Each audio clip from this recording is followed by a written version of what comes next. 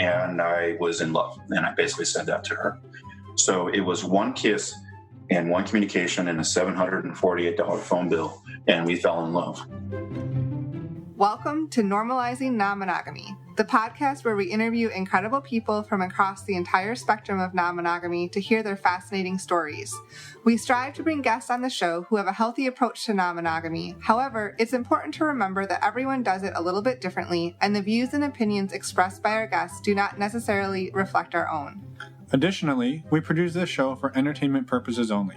Please be aware that we aren't doctors or therapists. Consult a medical professional for anything regarding your health that you might learn about on the show. Enjoy! Welcome to episode 87. Surprise bonus episode. Monday! Well, is it too echoey in here? No, I think it's fine if you don't yell. Well, everyone, welcome to a Monday special episode. We're Finn and Emma. A bonus episode, a secret bonus. No one even knew it was happening. I know. We didn't even know it was happening until the last minute. That's true. It's very true. Okay. We will talk more about why that happened in a moment. Yes. So first off, today we have an interview with Lara and Patrick, and they are amazing people that we actually met at the Life on the Swingset takeover at Desire. And they have a really cool story. Yeah, really awesome how they got together. Kind of funny little anecdote in there, but nevertheless, we're gonna get to that very shortly. We just have a couple of quick announcements, and then one more quick announcement, and then we'll get right into the show. Yeah. So a couple of quick announcements. We are going on the road, if you haven't heard. We have a few meet and greets coming up. That's super exciting. The first is going to be October 3rd. That's this week. Yes, this Thursday. In New York City. In New York City. The second one is going to be on October 18th in the evening. That will be in Boston. And then October 26th in Toronto. So for more information to RSVP and to get everything about it, please go to our website. They're called deets. Okay, get the deets, sure. Get the deets. Go to our website, normalizingnonmonogamy.com, and go under the events tab. You can also sign up for our email list there, and we'll be sending out information about the meet and greets. Absolutely. The next one is a super awesome, exciting thing that's happening on October 16th. We've been doing monthly Patreon video Q&A sessions with us. We've been normally doing them at 9 or 9:30 Eastern time. We're going to mix it up this month, and we're going to do two of them. We're going to do one at 9 p.m. Eastern and one at 9 p.m. Pacific time. So double the chances to chat with us and making it a little more accessible to the West Coasters. And other time zones. And other time zoners. Yes. So information on that, you can sign up on our website and check out all the details. Under Patreon. Yes. Okay, so why are we having a special secret, top secret, ultra secret release on a Monday? Bonus episode. Well, it has something to do with an upcoming trip to Desire that we're not actually, unfortunately, going on, but a lot of really cool people are. And the organizer, Cooper, wanted to rub it in our faces that we weren't coming, but he also wanted us to maybe throw a little shout out there because they have 10 rooms left, and so he's trying to get those sold out and fully book out the resort and do a complete takeover, which is super awesome. Yes. And yeah. So to be clear, this is the Life on the Swingset Desire Takeover Week. It is November 2nd through the 9th. For more information, you can check out the link in our show notes. It'll take you to the Life on the Swingset Desire Resort Takeover website. So please, if you have any interest in doing this and you want to splurge and go for it, please do. It's amazing, and they're all wonderful people. Well, so don't take our word for it. We talked about it in episode 1, how it impacted us, but we went through our list of episodes that have also talked about how it has impacted them, and we will put links to all these in the show notes, but they are in numerical order. Yeah, sure. 1, 2, 4, 10, 23, 31, 55, and 78. How fast can you say that? I'm not going to do it again.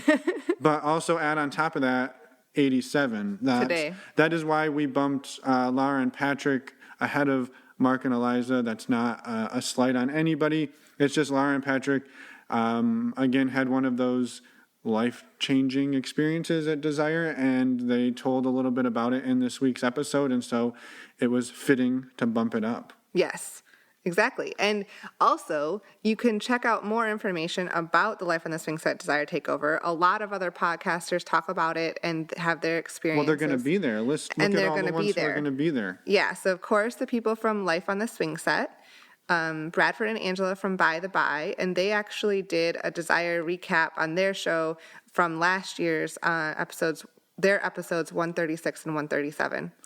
Then you've got some other podcasters, Life Erotic, they've been there before. Bed Hoppers from the UK, this is going to be their first time going to the Swingset Takeover.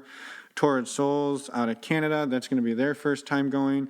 And Ending the Sexual Dark Age, this would be like their 77th time going, maybe. I don't know. And there may be others. Forgive us if we missed any, please. So, yeah, so definitely go check out all the information on this if you want to go hang out with tons of kick-ass people for a week, November 2nd to 9th in Cancun. Please do that. Also, if you're going, one quick thing you can do before you go is get tested for STIs. You can do this for free going, there's some resources on our resources page for like the AIDS Health Care Foundation, I think it is, that lists free ones. There are a few select locations throughout the country that do offer free STD testing. So check that out. You might happen to live in one of those places. Or if you want to support our show and save $10 off of your testing using our links for STD check, I ran the quick math. For every 433 tests you do and save $10, you could book your trip to Desire. Wow, 430. Okay. It's a lot of testing. Yeah, but I mean, if you did eight per week, that would pretty much get you there. So over one a day. So if you got tested 8 times a week for a year. You gotta give a lot of blood away. And pee. Yeah. So it's just an option, ways to start saving up the $10 and then put it towards your trip. Yeah. Anyway, we're super excited about this trip. We're bummed that we can't make it this year, but we can't wait to hear all about how amazing it is and how much fun everyone has. Also, if you do 430 tests this year, we will be able to afford to go next year, and we would even probably be able to afford to bring you with us. That's true. I don't know if I want someone to get tested that much at once. But that would be pretty funny. Let's go hear Patrick and Lara tell their story and get yourselves to Cancun, and we'll see everybody on Wednesday for a normal episode. Yeah, let's go. Patrick, Laura, Emma, Finn, welcome to the show. We're excited to have you on, coming to us, all the way across the country. Absolutely. Thanks for reaching out again. We met you too at the Desire, but I'm sure we'll get to that part of your story. But maybe before that, do you mind telling us about who each of you are, maybe how you met, what you're doing here? Little background. All right. I'm Lara. I'm 50 years old. If you do the math, I was born in 69. That's a good birthday year. My first act of my life was growing up and going to school. The second act of my life, I was married for 18 years, had a good marriage, but we grew apart and split up. And then the third act of my life, I was very, very lucky to meet Patrick and have a wonderful, great relationship with Patrick now. Wow, that's cool. Along the same lines, I'm Patrick. I'm 51, just a little bit older than her. Same thing. This is my third act in my life right now also. Grew up before kids and everything. I didn't have any kids, actually. Grew up, got married. Was married 21 years to an amazing woman. In 2013, I became a widower, and I met Laura. And then from there, our life turned around. I mean, it was after Karen passed, I decided, we got married very young, I was going to go date crazy. I did. There's a story of a bisexual nymphomaniac with auditory hallucinations and schizophrenia. That's actually pretty cool. We might get to that one later. But But met Laura, and it just was an amazing chemistry that just fit perfectly from the very beginning. I was surprised that I met somebody so fast. Yeah, so you both met, it sounds like you both met each other fairly soon after other relationships were over. Yeah. So yes, and I wasn't expecting to find the fairy tale, what I call my person. I wasn't really expecting that. I was like, oh, I know I'll date. I know I'll have relationships, but I kind of figured I'd be on my own for a long time. And because I wasn't going to settle for anything less than that. And I was very surprised when I met Patrick of how well we connected on all levels, and how much we accept and appreciate each other. And just, it's magical. And the sex is amazing, so that really helps a lot. So. Well, So how did you two meet then? Because you alluded before we started recording that this is a great story, so we have to get into this a little bit. So I'm going to try to keep it it's a long story, like I said, but I'll try to keep it short. So after Karen and my duty to Karen was done, I was like, I'm going to go have fun. And so I went off and I was dating people and having a great time. So I'm up in the city and I'm going down on this beautiful woman in the hotel, and I am enjoying her. She's enjoying it. And all of a sudden she comes up and says, oh my God, what is that music? And I'm going, what music? There's no music here, darling. No music at all. Oh no, I can't identify. Tell me what it is. Then all of a sudden everything came together. And this was what I said before. She was a bisexual nymphomaniac, literally could not get enough of it, loved everything. Schizophrenic, so she had almost multiple personalities, auditory hallucinations.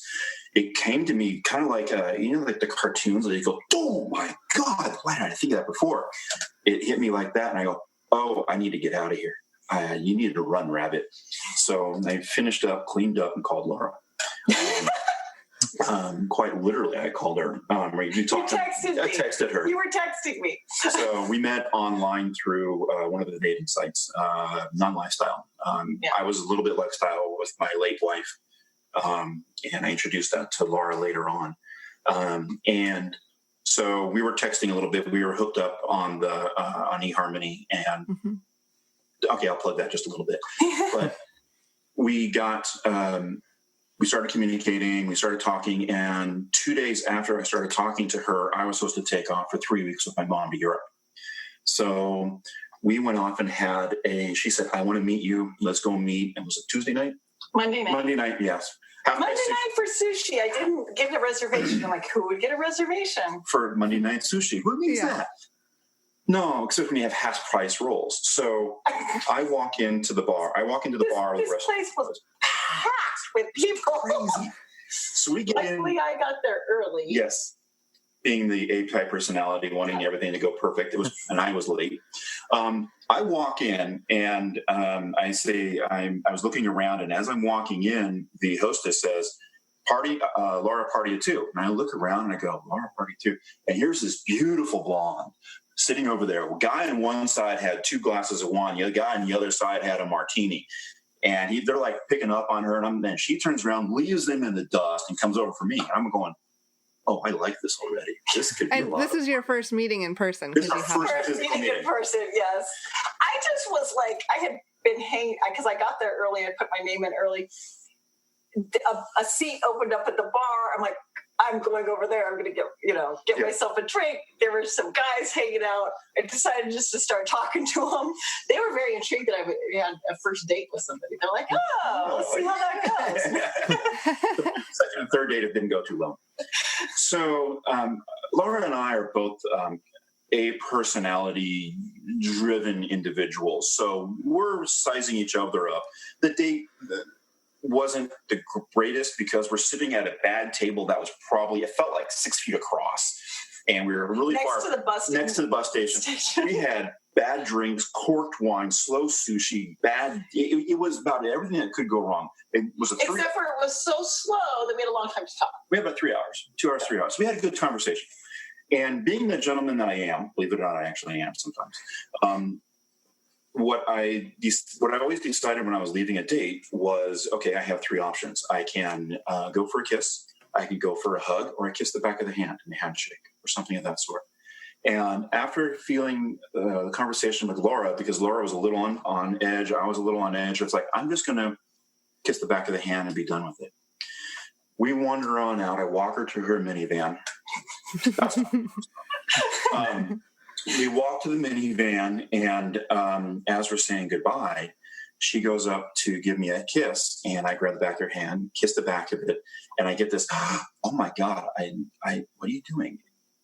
I could have had a beautiful kiss and it would have been wonderful. And I said, being the sly guy I thought I was, she basically, I left. You left. I walked away thinking, he walked off. I walked off, and I'm like going, no problem. I'll be back in 3 weeks. I'll see you then, see if it all works or anything else like this. So I then get in the car. I'm sitting there and I'm thinking, okay, one of the most important things about this is whether we have chemistry. And I couldn't tell if we had chemistry. And if he was going to be in town, I would have just left it. I would have been like, okay, we'll figure that out. But I'm like, he's leaving for 3 weeks for a vacation. I'm not going to see the man. Like, how much further do I want to converse with him? So I finally go, oh my God, I can't believe I'm going to do this. I need to go find out. So I'm walking along, and I look over, and there's a minivan starting to stalk me. Okay. So I get out of the way. The only reason I was following you in my car is because I had a pulled hamstring, and by the time I made this decision, I realized I could never catch up to you. I'm being stalked. I was proud that I wasn't on crutches anymore. So I'm being stalked in a minivan, which was highly unique.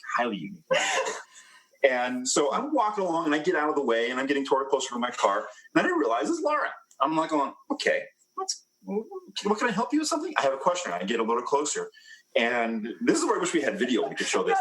I'm going to show you guys. So basically, she gets up, and she gets out of the van, and it's kind of like, oh, damn, the leg hurts so much, and almost pouts, and says, please kiss me, don't make me beg. At that point, my gentleman shield comes off, and I say, this is legal. I can do this. I'm not going to offend anybody. An hour later, we finally part ways, and I guess we were still standing in the parking lot, just to be clear. Yeah. Okay. It was about an hour-long kiss. So there was chemistry. There was chemistry. She had a nice ass. It felt great. It was. I had a lot of exploration going on. It worked out quite well. We ended up, I left the next day for Europe, and when I left, had 3 women I was kind of talking to and everything else like this. By a week later, I had no one else but Lara. A week after that was New Year's. I was in Prague with the fireworks going off in the head, and I was in love, and I basically said that to her. So it was one kiss and one communication and a $748 phone bill, and we fell in love. And then when I got back, it was a week after that, I got back. It was all just downhill. It was awesome after that. Downhill. Yeah, it was. I think it was rolling. I was going to say, it was good. It was wonderful. It was great. It was great. It was incredible. It was, and I'm, very lucky. Patrick's family and friends accepted me so quickly and so well. And it was meant to be. It's meant to be. Just been great. So, well, and so how? So that was like 2014 timeframe. Yeah, it's 2014. The end of 2013, the beginning of 2014. Yeah. And you said that along the way here, Patrick, you not to downplay your story. No. It's a fascinating story. It's interesting. No, it is. It's hilarious. And I think, I was going to say 2 things. One is you should really look into Google Fi as a phone service for future trips like this, because it's way cheaper than $700 a month. No. Yeah, that price was on top of the free Wi-Fi.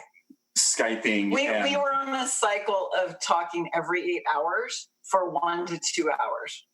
Oh my God. No matter where it was. I could be in the middle of a museum, and I was like, and I was somehow working. Somehow, we're not sure. It was Christmas time. And so during these phone calls, did the topic of lifestyle and swinging come up at all? Because you did say you had explored it a little bit with your wife. I think that Patrick asked questions along the way as we were getting to know each other, just trying to see my general take on things, right? take on life, outlook on things. And that gave him an inkling that I could be open to this. I remember when he first started telling me that he and his late wife had sometimes gone on separate dates on the same night. And I was like, what? And so that was like mind bending for me. I'm like, really? Like if he had gone on a traditional swinger date with all four of them, that would have made a little bit more sense to me. But so some of that was there, but the idea of threesomes was fine with me. The idea of friends with benefits was fine with me. You've always had that, though. All of that, yeah. And so about 6 months into our relationship, there were bits and pieces that we started dabbling in here and there, and then over the course of that year, because he knew more about this, and it was very new to me in a lot of the ways. He started dribbling it into my consciousness. Subconscious games are a beautiful tool. But also I realized that she listening to your past and your past lovers and everything else, the idea of non-monogamous casual sex was easy. And it turned out it's like, okay, well, let's just play with this a little bit. I just didn't know or call it the lifestyle or know that that's what it was exactly. But I had my my friends who I knew that weren't the loves of my life and weren't those things, and or they maybe were in other relationships, and I was very open about, and we were open to each other about that they were in other relationships, but we still liked each other and could do whatever we wanted to do together, and that was okay with me. Right. So you had sort of been in dynamics where other people were not necessarily while you were with your husband where you were exploring it, but you were with people who were exploring it, and you were the third or the whatever. Yeah, but this is the thing where our society and how we grew up, it's not that they were open with, so they weren't open with their primaries who they were in relationships with. They were hiding. I was the other person, the cheater. It was, and I was okay with it because I had to decide that, and I would always ask people, you need to be 100% sure that this is what you want to do. This is okay. This is what's happening, because you have to live with yourself about that, whether you're going to lie to that other person or not. I found that endearing, and I like that philosophy. And I'm going to be okay with me. One of my friends who, when they got married, the wife didn't, I think, know. And I hadn't been with this guy, but she said, I don't want you to ever seeing her again. And I was like, that's fine. If that's what you need to have a successful marriage, I will, not be your friend anymore. And that's an okay thing, because I always want to respect other people's relationship and their choices that they're making. So what ended up happening was we ended up trying, we went to a local club up in the city, and we ended up just playing with each other, but we realized he kind of liked it and it was getting better. We had another couple we played with, kind of was a full swap. There was a little bit of a mind game in that, but that was to be expected. Still great, wonderful people. We're still in touch with them all the time. Then, so we did the standard thing and we said, let's do this. And so we put up a Cassidy SLS lounge, lizard lounge or lounge. I put up 5 different sites. Lifestyle lounge. 5 of them. That's a lot to keep track of. I went all out. Yeah. When we met, I was on one dating site. He was on 10. And so the same thing happened when we got in the lifestyle. He was like, I'm going to be on all of the sites. Well, to be fair, it's much harder for men seeking women online than it is for women. Oh, no. When we met, he was a widower with no children. Women were throwing themselves at him. Well, fine. Prove me wrong.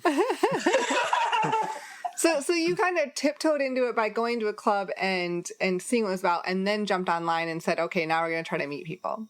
Absolutely. And then basically we found a couple that lived just 5 to 10 miles from us, and they were our first. And they were experienced, and they were Well, and they were great. They were so experienced. They were smart. Yeah. They had everything set up. They were like, come to our house, come just have, some drinks and hors d'oeuvres, and we'll meet you. And that's what they thought we were going to do for the night. And we ended up like there and talking to them and talking to them and talking to them and talking to them. And finally they were then like, she took her bra off. So that was good. What's the intention here? Because we actually have a single guy coming over like in a half an hour. So we're like, and I look over at Laura and she goes, well, can we just stay? So our first time into it was a 5-way, and it was fun. Then it was so they had thought you were just coming over for like an hour or two, like to meet them and say hi, and they double booked you. And they double booked. Yes, and it worked. They were really smart. They're like, we can meet some newbies, talk to them. It's not going to go anywhere tonight. And then we've got a sure thing coming over who we know. And they didn't understand that Laura was like a fish in water, man. She's like, no, this actually makes a lot of sense to me. I like this. Let's go. And it was like, what am I going to say? No, I don't think so.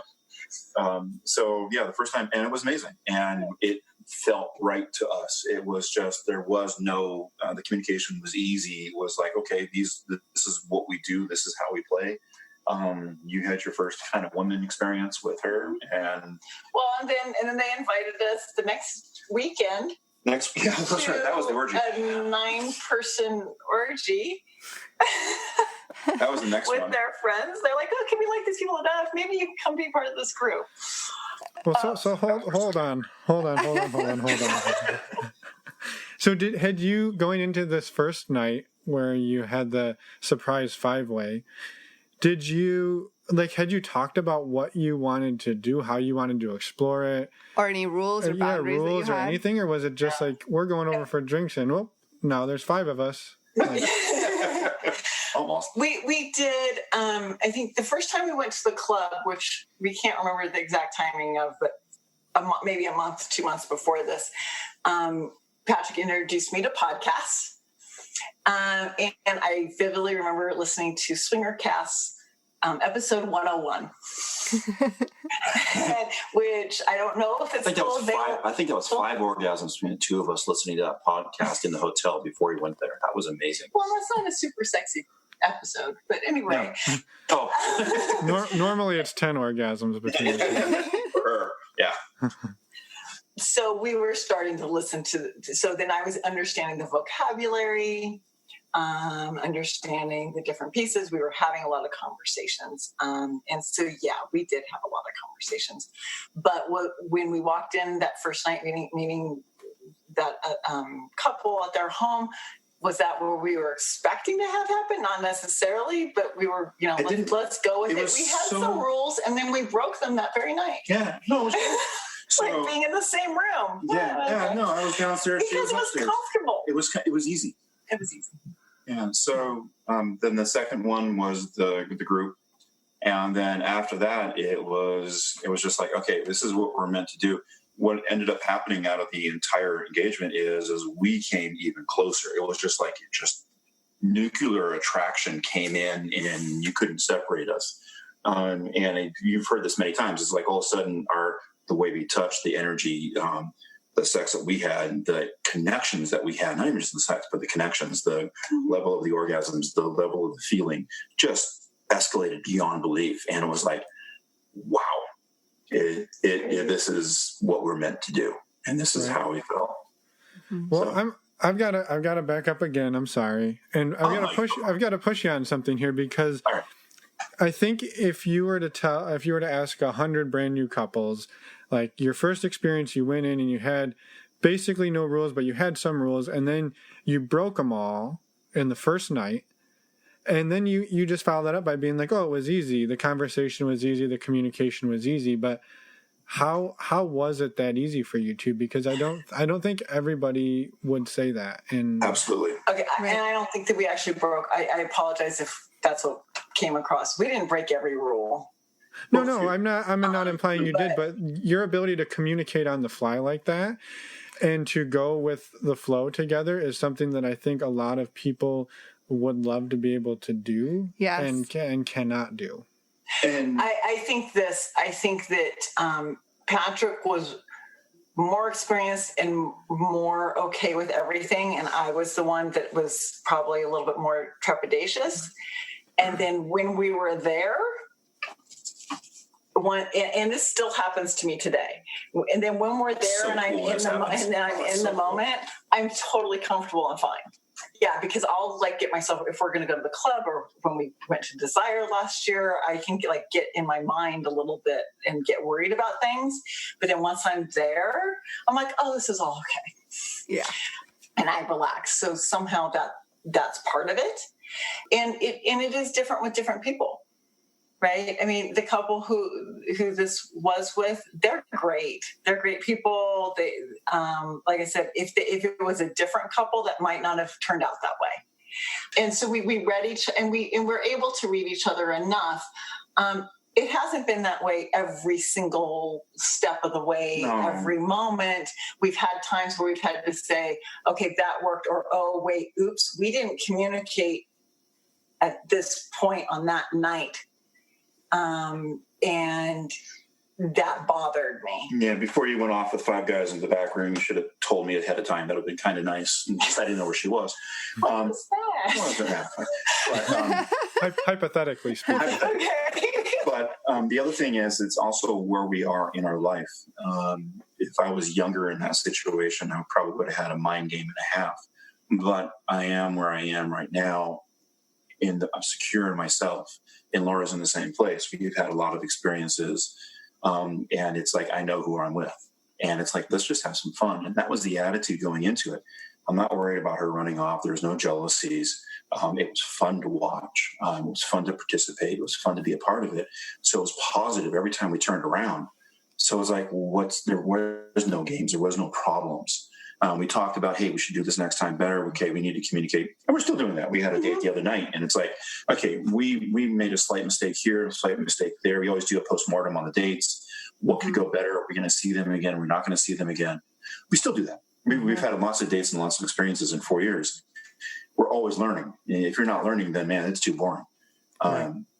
But I think we're just blessed, and the fact is that we communicate so well, and I can read her body. And like you said, Laura, just when she gets into, I call it party mode. You put half a bottle of bourbon in her, man. Oh my God. Last time that happened, 7 guys one night, 1 strap on. It was interesting. Yeah, but that was somebody's birthday party. He did a really good job of inviting the right people to his birthday party. Good. That was a good party. That was a good party. Wow, these are some fun, amazing parties, they sound like. Yeah. Unfortunately, they're not every, not every weekend. Not every weekend. No. But, yeah, it is important to note, I guess, that this has been, 5 years-ish of time. In the making. 4 in years. the making. 4 years. Yeah. 4 years. Well, how often... go ahead, Ness. No, I'm sorry. How often do you to get out and do this? Because I think that, like Emma was saying, that's another misconception, is that it sounds like talking to you that you do this every other day, and that's definitely not true. I can't keep that up. You might be able to keep it up. Well, I have not. If you're around, that's easy. We, I think, go in cycles a bit, where there's times where we might be very active for 3 weeks. We might actually be very active for 3 weeks. And then it might be 2 months that we don't have a date at all. And there's people who, there's some people who are close by us that we try to get with, but their schedules, our schedules, somebody gets sick, something happens. It's the same thing you hear again. And scheduling is the hardest thing in the world. Yeah. I mean, where we live, everybody has busy schedules. That's a fact of life. And work makes it that, work weekdays just really don't work for me. I can't. There's no bandwidth. Shift my brain. Yeah. Fast enough between work and going on a date. Even a Friday night date is sometimes difficult. It depends on the week. And so we know that those are boundaries. There was a couple that had different kind of work schedules that, like, we liked them, but we started realizing we're not compatible because our work schedules are bad. Yeah, it was me Tuesday afternoon at 3:00. No way. Yeah. But the other thing we do also is we do date a little bit separate. Laura does have a few friends I have a friend or two, so we often date together. We'll go on our own separate dates from time to time too.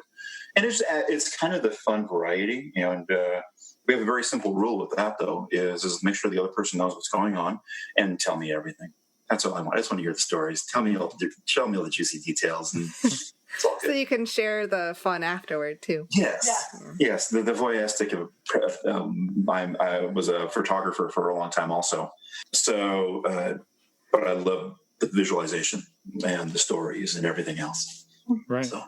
Well, how long after you went 5-some 9-person orgy, and then how did it progress after those couple experiences? Because like you said, now you've gotten to the point where you're playing and going on separate dates, and you have, it sounds like, not quite poly, but you do have some ongoing partners, which is very poly adjacent. I would venture. Poly adjacent, what a beautiful word. I kind of like that.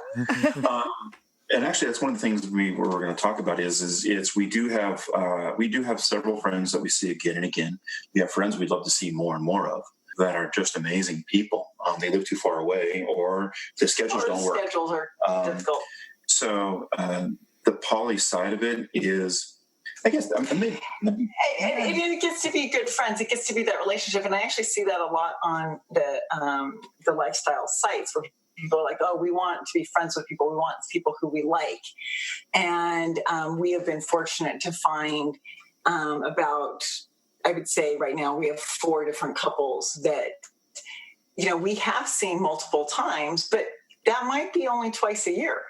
Yeah, right. Just scheduling. And we reconnect, and we connect on sort of that vanilla level and then the lifestyle level as well. As a benefit. But if something's going on in our lives and that doesn't work out, that's okay too. We'd be happy just to get together with them. And we have. And that's it. Most of the people we play with, we want to see again. But there's a few that's like, okay, that was a one-timer. We're not going to worry about that again. Or if we go to the club or something. The club, then it's anonymous and it's kind of fun and it's crazy. And it's just like, wow, I can't remember us doing that before. That was kind of cool. Let's do it again. The nomenclature of the poly, it's like bi, and that's actually one of the things is we changed over the period of this time, the 4 years, we've kind of changed our profiles. Laura bi is not the right word. What do we want to call it? It's I'm open-minded. Right? Yeah, those are those things where the conversations when we first put a profile up, right? Yeah. It's like you have to define all these things, and so that starts deep conversations right there. Right? Mm-hmm. What are we going to write? How are we going to present ourselves? And what are you going to say? At that point in time, I really hadn't had experiences with women, but there were times in my life when I had wanted to, but didn't act on them. And so this has given me those opportunities to explore that side of myself. And I've been at the point where I was calling myself bisexual, and now I'm really been changing that because I don't know that that's the right word for it. The term pansexual seems more correct for me because it doesn't matter what the gender of somebody is to know if I have chemistry or attractiveness to somebody. It's about who they are as a person and some other quality that is an energy quality that I don't know what that is, about whether I really am attracted to them. And it doesn't matter what their gender is. So it's the sexual fluidity, the fluidness of your sexuality and how you interact with people. I identify myself as kind of, but if I have to put the label on it, I'll put it on there. I'm bi-curious, by something or another. Am I attracted to men? Not most. Do I enjoy women? Yes. But when we get into a group situation, then it becomes rather, I like the fluidity of not caring who we're playing with. Some of the orgies that we were in, it was all bi orgies. So it didn't matter. Everybody enjoyed everybody else equally. And I love that. I don't mind going down on this person. I love going down on this person. I love them to do this. I love them to do that. I have one rule, nothing in my hiney. Other than that, I really don't care. And then it's enjoyable. And how do you describe that? It's not bi-curious. I mean, have I made out with a man? Yes. And it was fun. I loved it. It was desire, as a matter of fact. Mm-hmm. I hope to do it again. But it's the special people. And like I said, it's the fluidity of the sexuality, depending on the situation and the people that are there. So how do you put that into a title on top of your blocks? And it's hard. Yeah. Because I think that was very beautifully explained as far as, it is just, it's people, and some people you're attracted to and other people not necessarily. And that's just, some people you have chemistry with, others not as much. And that's just the natural fact of being human, I think. And, probably the closest word, like you said, is pansexual. But that's hard to incorporate all of that into a profile. It is. Well, and so one of the big things was that when we very first put the profile up, Patrick was listed as straight. Yeah. And then we got a lot of hits. Right? Oh, look at her. Fresh meat, right? Fresh meat. Fresh, beautiful meat. Yeah, great. And then a few months later, you changed it, yours to bi-curious as well. And really much less people who engage with us. But that's actually okay with us. But the quality of people that were engaging with us were the people we wanted. And it turned out to be this other level. And it's nothing against, I'm not going biased on this, but it seemed like these are the kind of people we like to hang around. And this is one thing that with desire, I mean, you don't know who's going to stand next to you. You can look at their beads and it was so comforting to be who I wanted to be. Right. If I wanted to grab somebody and they were cool with it, it didn't matter what the sex was. No one else was going to judge. And it was free. It was truly just an unreal experience. Well, I think it's a filtering algorithm, right? If you put something up there about you that, on your profile. Yeah, on your profile or out into the world, that it's going to weed people out, and the people who are left are the people who are going to want to be around you and who you want to be around. And or at least have a higher probability of those people. Right. You attract the people that you want to attract. You're probably not attracting the guys who have to write in all caps 100% straight, blah, blah, like that kind of stuff, right? Like even if they are straight, they don't care. They understand that you're not just going to start doing things to them that they don't want done. Without asking. Thank you. And that's a huge point, because we have boundaries that we don't want people to do. And if other people tell us that they have boundaries, we're going to respect that. Yeah. And, so we've been with straight swap to straight people, and that's fine. Actually, that's what that experience is. Fun. Yeah. Right. It's just a different experience for us. Right. And that's fun. And so, we can play different ways with different people. We can understand that and be fine with that. Yeah. And I think that that's a lot of what we appreciated with the Life on the Swingset Swingset Takes Desire group was that people respected each other's boundaries and realized that they could play with people in different ways. Yeah. For example, I'm not into kink.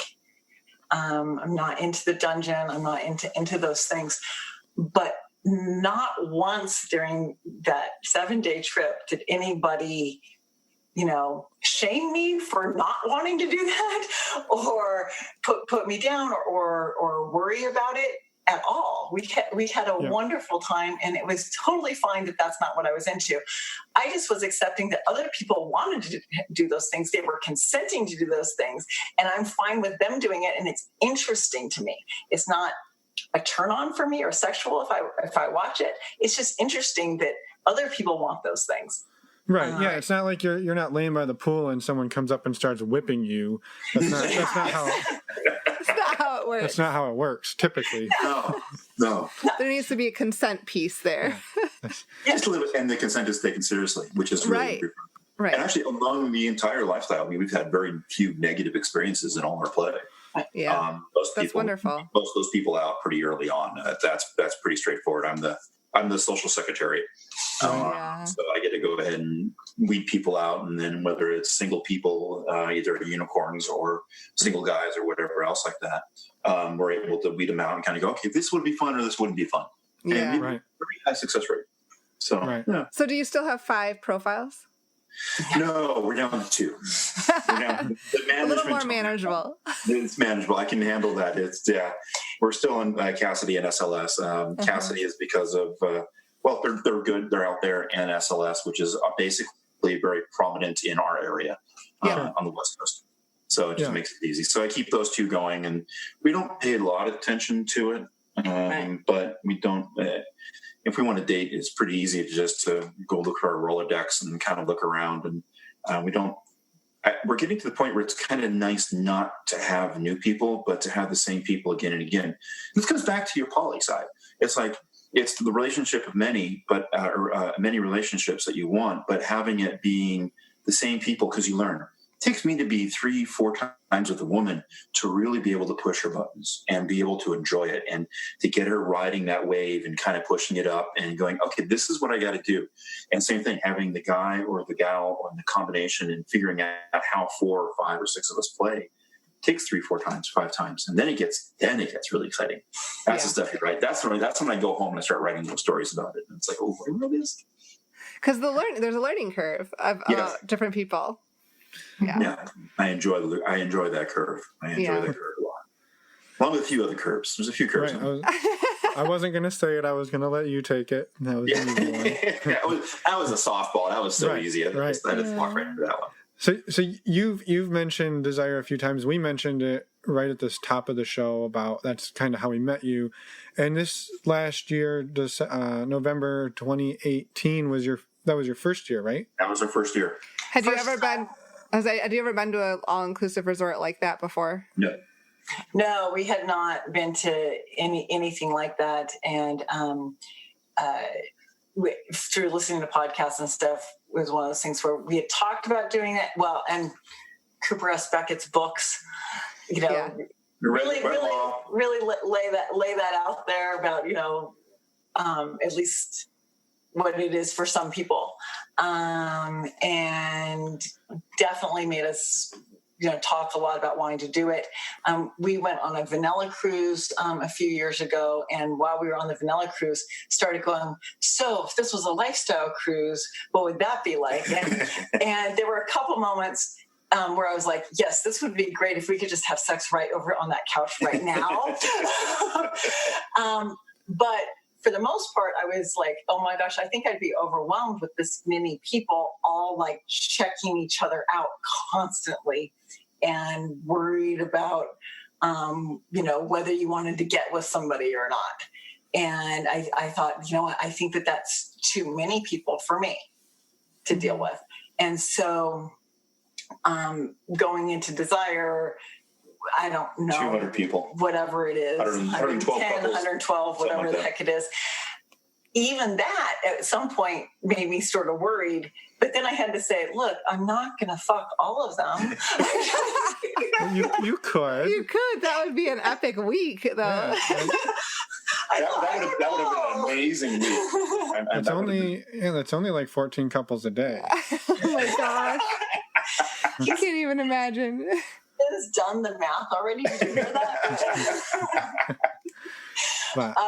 So once I come down from that, I'm like, look, it's okay. And it felt much more manageable when we were there. It was very manageable and it was good. And you can't connect with everybody, even on that scale.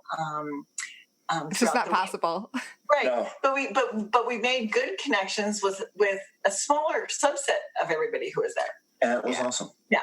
You got a week of being with people, and this was mentioned before in a few other podcasts that you've put on. You find people, you're there for the week, you get the connections, and it becomes real. And we're still in touch with some of those people now. I mean, we're flying back and forth to go see people all the time, and it's awesome. And it's just, I can't. If anybody's on the bench about it and thinking, well, do I want to go? Then I want to go. Just do it. Life is too short for regrets. I'm sorry. Yep. And that's what happened to us the first year. After the first year we went to, we came home and then ended up flying across the country a few different times the next year to see people. Yes. It's awesome. And this, obviously, Cooper still doesn't pay us for our advertising for his, Hey, Cooper.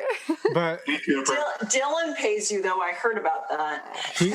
the check must have got lost in the mail. But I think we talked about it a few times about how our experience there has really changed our view and our strategy in swinging.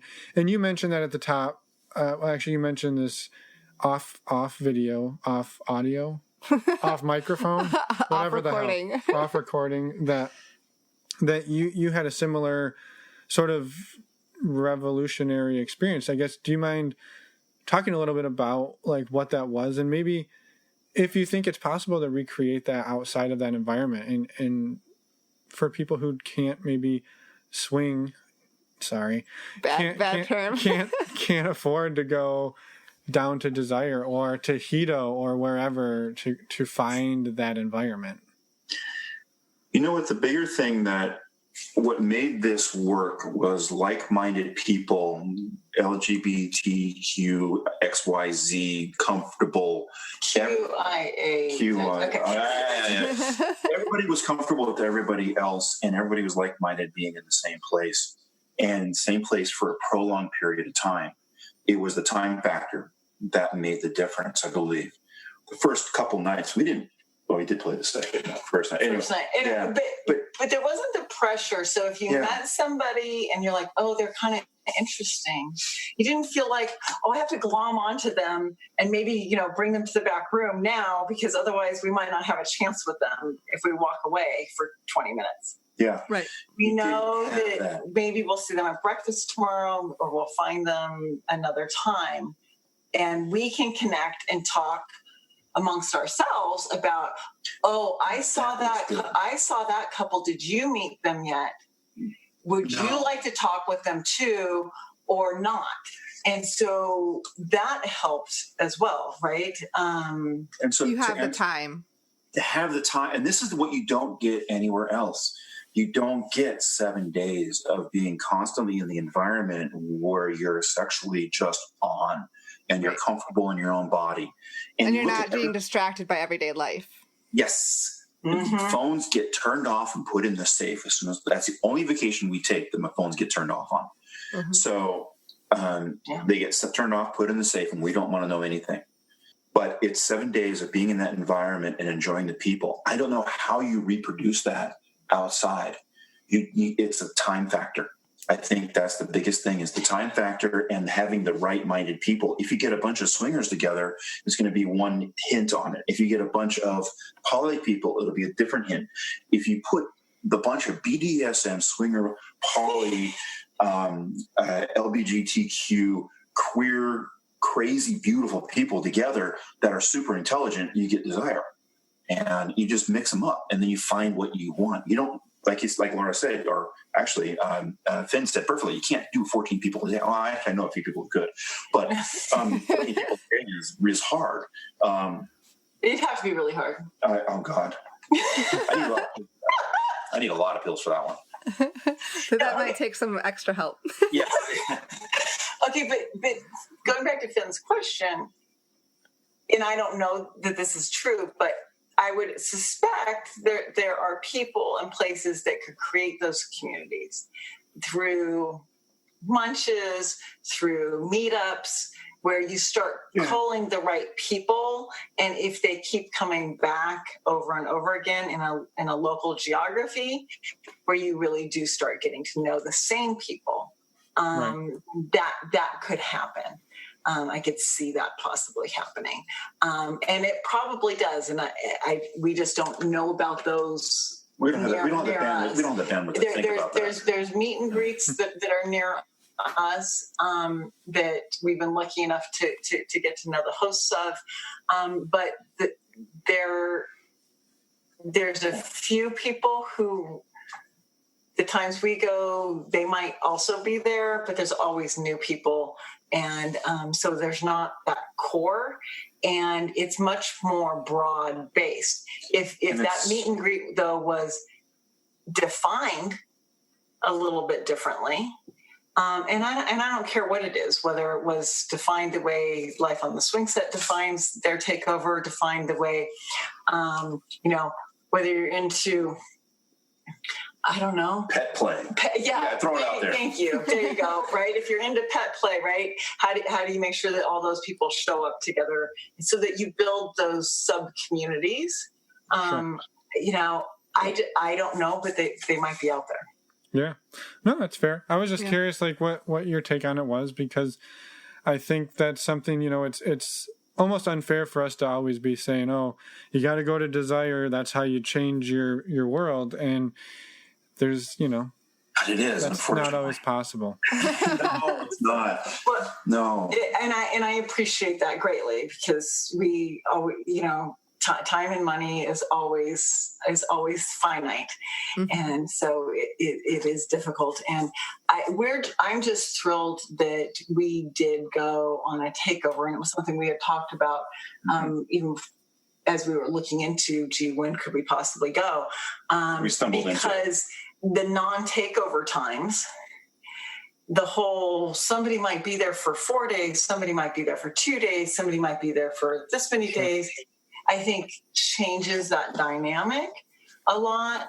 And then it's also kind of like a club experience where it's random who might show up. And the club that's near us, although it's a drive, I've been there on nights where I'm like, this is worthless, and I'm tired of coming here because this isn't very good. And then she goes up there and with a girlfriend picks up 3 people, and it's an amazing night. You never know. Yeah. So I think maybe the key is to be patient. Yes. I think you're right. Well, so you've also, you talked a lot about the benefits you two have seen and have reaped from this. Are there things that you two have struggled with? I mean, it sounds like communication hasn't necessarily been one of those, but like, are there things that you've struggled with, things that have been speed bumps or hiccups along the way that... Time. Yeah, no, schedule. He'll push me. I'll push. I'll start going. He'll start filling the calendar, and I'll start going, when am I doing the laundry? No, you're swinging. All you need is you don't even need underwear for that. Hey, let's just go. You just have to start doing dates at the laundromat. Yeah. So yeah, they're not like that. So no, the schedule is the hardest thing. It's like when I get into the mood, it's like, okay, great, let's set up another date. I got these great people. Hey, this guy, you're gonna like this couple. Yeah. And she's going, well, because it's fun, right? It's fun. It's fun, exactly. Mm-hmm. So it's a schedule thing. That's our biggest conflict is our lives are so chaotic, and we have so many responsibilities at home. How do you balance all this out? Mm-hmm. And how do you make it work? And that's actually you're right. That is our biggest struggle. We've gotten better at it. We communicate more about it, and it's going.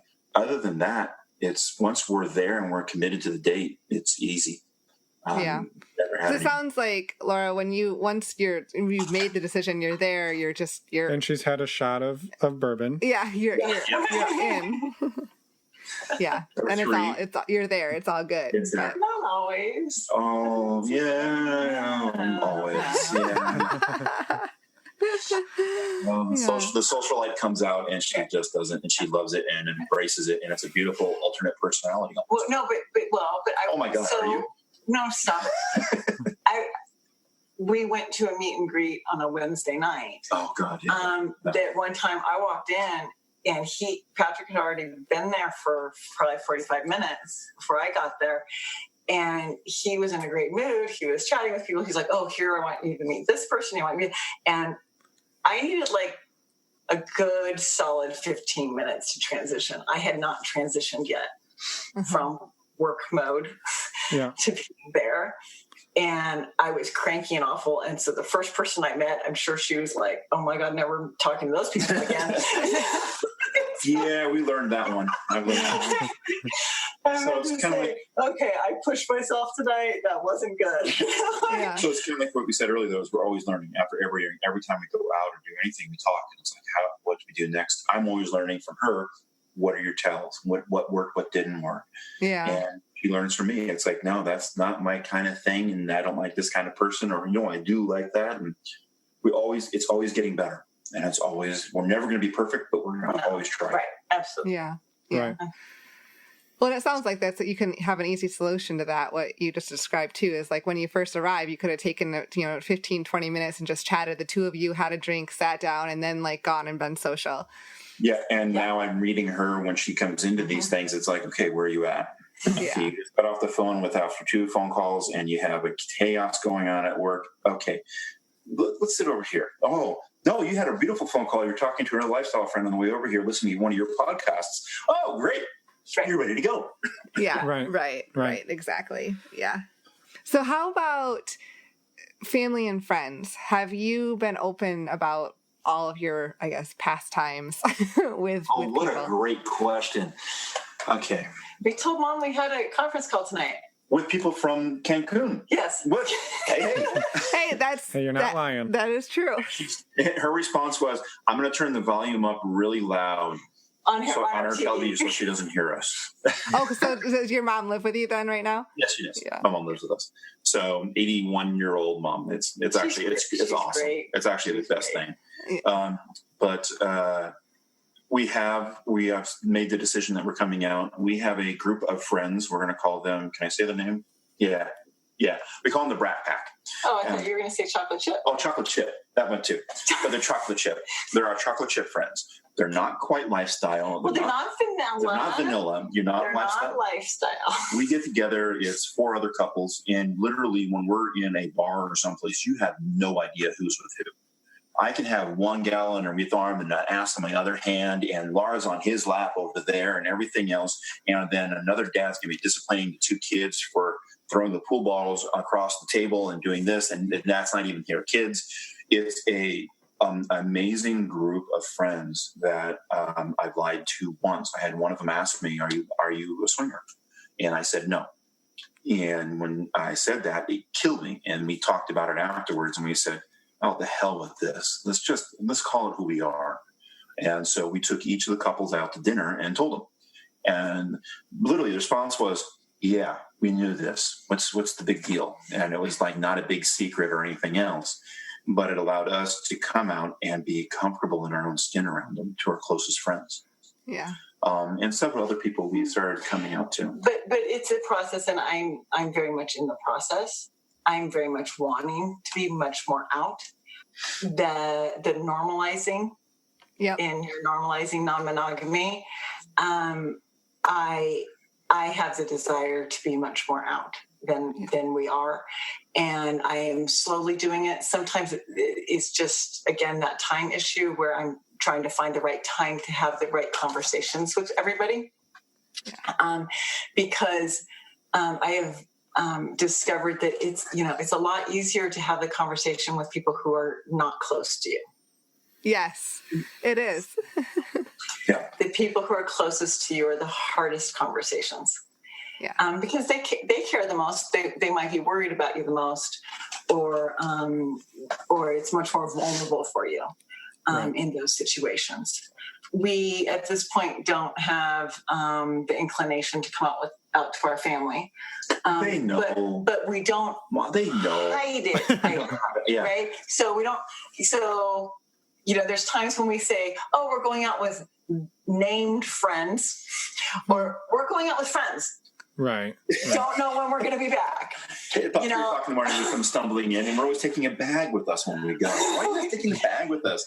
And 5 bottles of wine. It's like, oh, what are you doing? Or I have young adults, and they're around, and they don't want to know. They don't want to have that conversation with me. But on the other hand, we're again, as you said, free and open with our friends around them.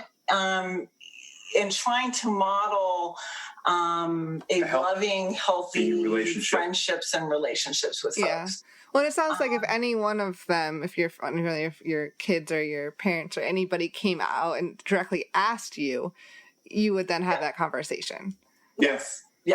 Yeah, we would. And it's if somebody asked us, and we'd say, here's what we are. This is what we do. And it's... I have a few people that said, okay, we have a few friends that say that I don't want to know more. It's like, perfect. I absolutely respect that. And they go, I have other ones going, oh my God, tell me the stories, please. And it's like, And we're like, no. you're a creep. But you're a good friend. I've known you forever, but you're a creep. That's okay. But it works. But it's actually kind of comforting. We're starting this process in our life, and it feels good. Right. And it's different. I think I look at the courage of others, right? The courage of the gay and lesbian community that somehow they have to come out at some point and talk about a subject that our society has on billboards and TV shows and every, song on the radio, but yet you don't want to have a real conversation about. Sure. And those people are forced to be outed in some way, and they have a lot of courage. And so I'm trying to get to that level and have that courage ourselves, because as it is, if I just come out and say I'm bisexual or pansexual, then that creates the question, right? Yeah, you're like, sure. But you're with Patrick, so what does that mean? Right? Yeah. Yep, right? absolutely. That naturally follows about the monogamy piece that is not yet discussed in our society, really. Right. And even in LGBTQ circles, there are people who say if you're bisexual that you're not really part of this community. And that is not everybody in that community that says that, right. But I know some people who are like, if you're not living with the same sex partner, then you have no idea. Then you're not part of us. Which actually makes the fallacy of that this is even a bigger burden, being who we are in some respects. It's almost easier to be out and be gay than to be in 2019. Yeah, and non-monogamous, bisexual. I mean, it's like, wow. Okay. Anyway, that's just our opinion. But that's just at the moment. And so then I go, how does that change? So the only way that changes is to normalize it. Yep. Well, we appreciate you doing that and coming on and sharing that you are pansexual and that's how you identify, and there's no one that's going to tell you can't be part of that community, because you're going to like what you like. Well, and make the choices that you want to make, because if someone identifies as pansexual or bisexual or anything else, then you still can make a choice to be with one person and be in a monogamous relationship, and that's what their choice is. And I think it's the key that we're trying to demonstrate is that it is a choice, it is a conversation, and it's something that needs to be more mainstream in our society. Absolutely. We should call it mainstreaming non-monogamy. Mainstreaming non-monogamy. That'll be our sequel show. It's like that. Your second act of your show. Yeah. But that's my hope when I see you of a younger generation than us, and those younger than you, and the people you've had on the show in other episodes, and when I look at my offspring and others, how natural and accepting that they are. Yeah. That the world really is changing, and it is getting more accepting, and it is getting better in a lot of ways, and so we just need to be a part of that. Yeah. Well, we appreciate it, and thank you for that. Yes, and thank you, for sharing. And now is it bloopers? I was just gonna say, yes. Yeah, it's about that time. Okay, I got one.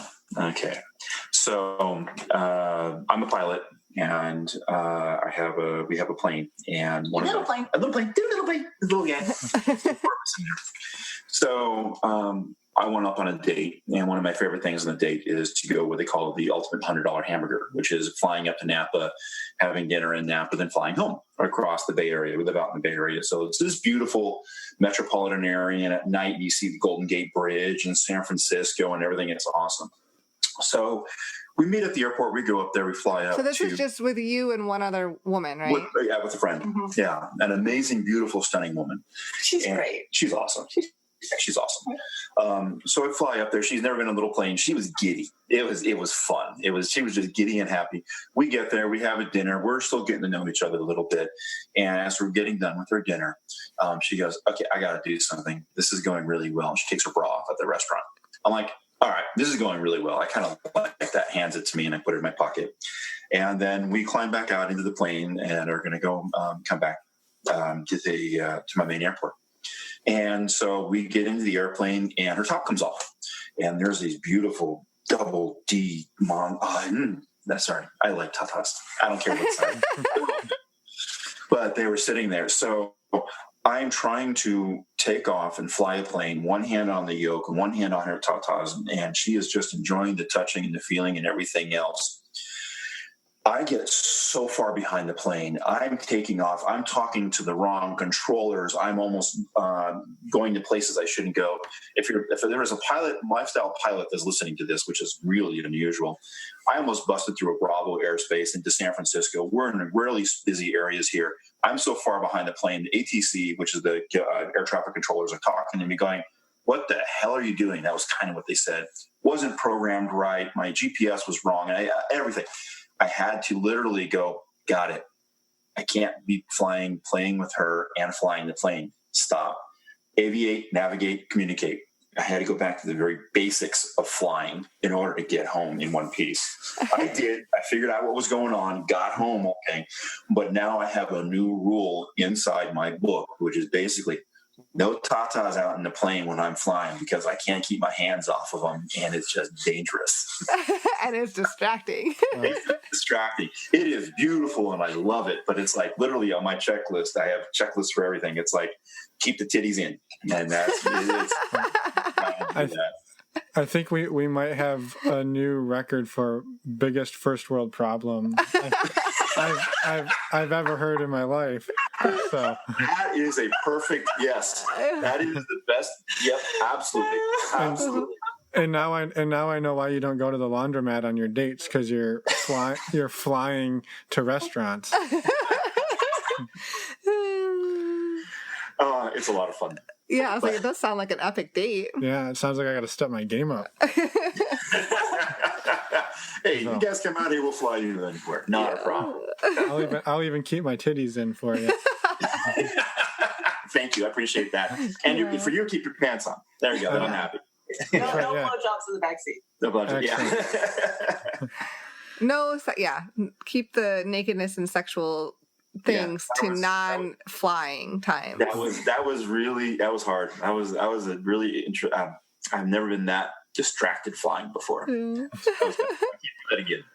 But anyway, that's the best story we have. Besides your piloting advice, do you have any final words of wisdom or parting thoughts that you wanted to share before we let you two get on with your evening?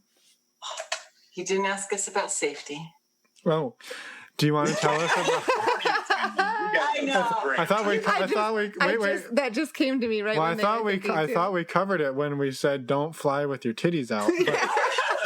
But besides, that's really safety. That's saving thousands of people. So, but the biggest advice I would say. Well, no. Now you got to answer the safety question, Patrick. Besides keeping your boobs in, then we'll go back to your advice. How do you two approach the safety, and whether it's physical safety or sexual safety or whatever type of safety within the lifestyle? It's the testing and the talking and keeping everything open. And we have the conversation with everybody. And we do something that is, we test each every 3 months. Every 3 months, alternate. And it also depends on how much we've been playing. Frequency. 6 months without playing, and it's like, nah. But if we know we're going to start, hey, we got a date coming up here, one of us will get tested and we'll test for each other. Well, because there was one night that somebody I was with had a broken condom. Oh yeah. He hadn't come yet, and so, but it still freaked me out, right? And so I talked to the doctor, and they're like, "Really, you need to wait 8 weeks before." Or things might show up, and so we were super careful, and we didn't play after that. Right, we didn't play after that, so we kind of held off. And we played, but it was like, okay, great. We'll just kind of figure this out. Came out clean. Came out fine. But that was one of those scary things. So a couple things from that is, one is I'm super happy that one of the things you guys promote is My One condoms. Yes, the best condoms in the world. Thank you very much. We found those, and then we test them at home first, and I'm like, oh my God, these are really comfortable. These are good. I like them. I wish that I buy them by the case, and I wish all the guys who was with use those. Okay. I'm not paid by One Condom or anything else like that, but you tell you what, man, wrapping your dick in a condom doesn't feel the greatest. But when you got a condom that fits you right, it's not too big, not too loose, not too anything. It almost feels like it's not there. Well, yeah, it feels like it's there, but it makes a difference. It makes a difference. I feel, Finn, we have the same problem. It's like, okay, I got to be on. Okay, women can almost fake it, get away, put a little coconut oil in there. Yeah, you can fake it till you make it. Exactly. We don't have a choice. We've got to be on. And this helps. Knowing something that I know I'm really comfortable, I'm not going to choke it. I'm not going to choke the chicken too much on it or anything else like that. It helps. It's actually kind of amazing. So I will say that everybody, One condoms, get it sized, get it fitted right, get it sample tank. My one. Yeah, the One condoms are their standard condom line, and then My One is their specific 60 different sizes. Right, different size condoms. So actually you can sign up on their website and get a measurement tool. You can print one off and try it out and measure yourself. Or send us an email and we might be able to send you one, because we have we have a stacks of them. Yeah. Or I was actually wondering if maybe at Swingset Takes Desire, if we could we could help measure people while we were there. Hey, that is totally up to you. Yeah. Afternoon measuring session with Laura. Sizing session. There you go. I was going to say something else. So one thing I found is that for unfortunately several years I had HPV, which can cause cervical cancer, which you can die from. So people don't like dying from sex. Nope.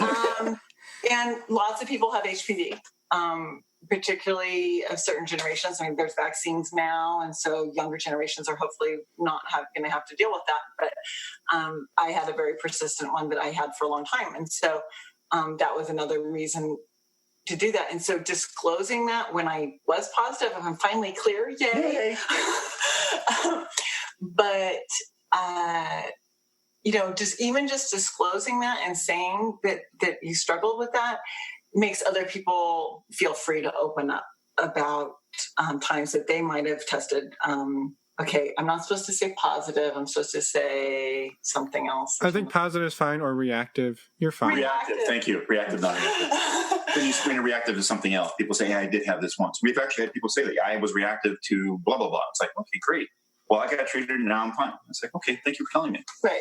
And so then we can make other judgments about, how we might want to adjust if we want to be playing with those people, and that's fine. And I think that when everybody is afraid to say anything, and because I think the standard answer usually is, I get tested, I'm fine. Right. Right. That is the That's not a conversation. That sometimes seems like a brush off to me. And sometimes could get me concerned that, are you really doing that? What is your protocol? What's going on? And then beyond sexual health, my biggest worry is flus and colds. Yes. And Patrick crashing his plane. Yes. Just keep the titties away. I'm fine. But yeah, just like general germs, right? Yes, because in the lifestyle, you're much more likely to catch a cold or the flu from somebody than anything else, particularly if you're spending enough money to go on a cruise or whatever other vacation you're going to go on. People don't want to not go on their trip. Yeah. Right. Go anyways, and they're like, I got a little bit of a sore throat. Let us know. I mean, Laura had this one instance where it felt like a cold sore coming on. And so we were playing with this couple and it literally came on. She's, I feel something. It's like, okay, I won't use my mouth. I have everything else is open and ready to go. And we used it. But that was the weirdest night ever. Try sometime to play without using your mouth. on anybody, right? It couldn't be someone, Not even anybody. me. That It was like, an interesting wow. night. It was interesting. Then the next morning she goes, it's gone. I feel nothing. It's fine. I'm going, you got to be It kidding was me. probably a pimple. I don't know. So it wasn't a cold sore. It wasn't anything else. And it's like, we don't get cold sores. So I'm like, what the hell's going on here? But our concern is like before we go to Desire, I mean, we're going now for a week. It's a huge expense and it's a huge thing. We'll kind of abstain from playing with everybody just to say, okay, and I'll wash my hand 5 times a day, 6 Like times a few day. weeks beforehand, yeah. Yeah. It's like, man, I'm going to get hyper. And it's like, you sneezing, I'm going to go wash my hands. You see, over there in that office, I'm going to wash my hands. And we make sure that we sleep well and that we're eating well. So there's an exercise, the whole thing of taking care of yourself ahead of time. Don't get run down so your immune system's, normal and all of that stuff. People don't pay attention to the sleep. The sleep solves a lot of problems. It does. Absolutely. Yes. Okay. So you're going to say a piece of advice. And well, by the way, thank you so much for sharing that, because I think that, as you know, you've listened to the show, we like to talk about that. We like to normalize it and mainstream it. Mainstream it. So thank you for opening up and talking a little bit about that. Yeah. So the advice is, I think actually one of the bigger things in the play, when you're going for prolonged play, like Desire and stuff like that, one thing, people don't sleep. You guys are there and they're scheduling themselves and they're sleeping 3 hours, 4 hours. I talked to Dylan, I talked to Cooper, and it's like, man, those guys why are they always moving? They're always doing something. We are very strict about saying, hey, we're going to give ourselves 8 hours of opportunity to sleep every night.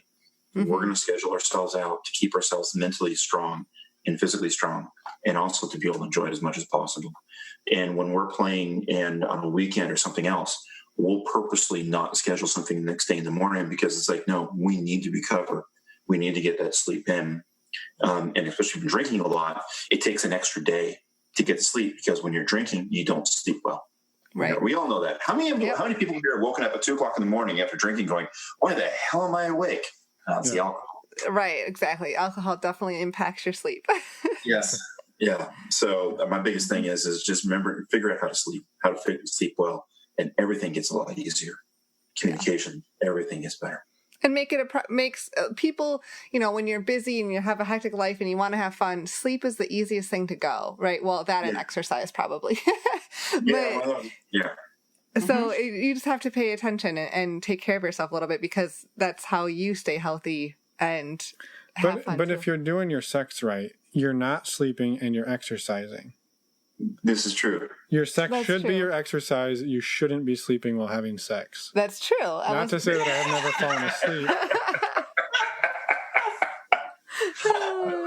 And I've never I did put someone to sleep once. Never mind. Yeah, you did. But that wasn't your fault. That was her the fault. Alcohol's fault. Yeah. She didn't fall asleep. She passed out. She was snoring. Right. She was gone. I forgot about that. That's good. All right. Wow. Fun trip down memory lane there. Yeah. Wait, have you fallen asleep? Not with anybody else. I've come close sometimes when it's the two of us. Two, not that you're boring, but you're more forgiving. I know. Exactly. It's the comfort zone. He's so comfortable with you. It's just like, I can be myself, and if I have to fall asleep I'm going to let myself fall asleep. Yeah. I'll let fall asleep because I know. I'm not exactly innocent either. I'm sure there's times that it's been my turn. So not with me. Well, thank you both for sharing everything you shared, all the advice, all of the tips, tricks, playing strategies. And fun times. Yeah, and thank you for reaching out. It was amazing to meet you at Desire last year, and we we're so happy when we heard from you. So thank you. All right. Thank you very much. I appreciate what you guys are doing. This is an amazing podcast, and I love the style that you're doing it in. Absolutely. Well, it's only amazing because of everybody, guests like you guys. Yeah. So, and I'm not saying that facetiously. No, that's the truth. If this whole episode every week was us talking, it wouldn't be that great. So. It would be us fighting about. I don't know about that, but anyway. You guys are so cute. All right. Well, you two go have a wonderful evening. We're going to go to bed because it is almost midnight here. Oh, And I'm sorry. Thank it's you. not, okay. it's It's not all your good. fault. It's our fault. We did this to ourselves. It's all good. So, Have a good night. yeah, thank you again and have a wonderful evening.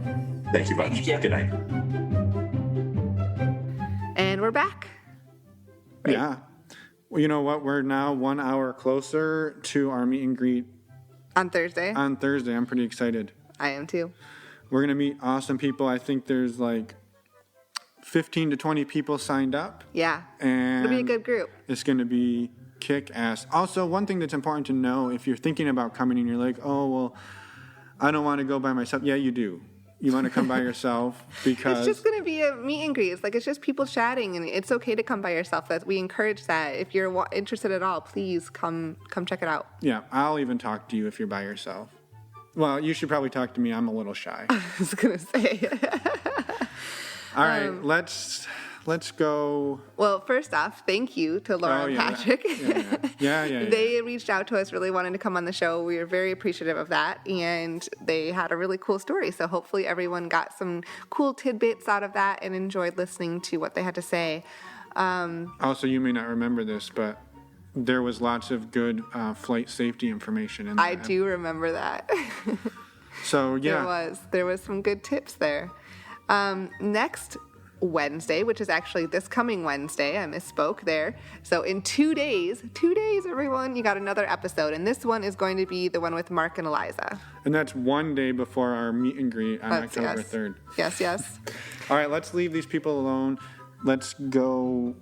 We got to go do some things. Yes. So thanks for listening, everyone. We'll see you on Wednesday.